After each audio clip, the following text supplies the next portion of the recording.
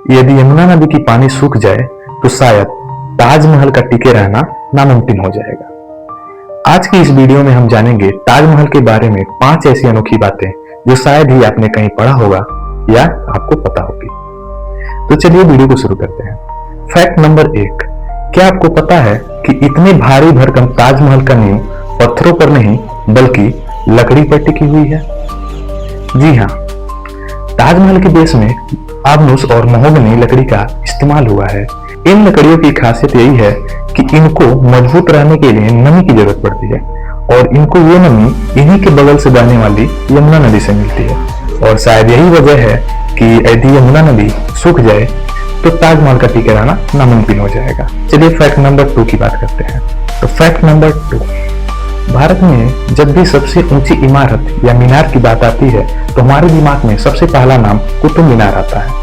लेकिन सच तो यह है कि ताजमहल कुतुब मीनार से भी ऊंचा है। कुतुब मीनार की ऊंचाई लगभग 238 या 239 फीट है, जबकि ताजमहल की ऊंचाई 240 से 245 फीट तक है।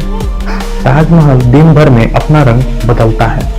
सुबह के सूरज की पहली किरण के साथ यह हल्का गुलाबी दिखाई देता है और दिन के समय सूरज के तेज रोशनी से यह बिल्कुल सफेद चमकता है और चांदनी रात में यह सुनहरा नजर आता है।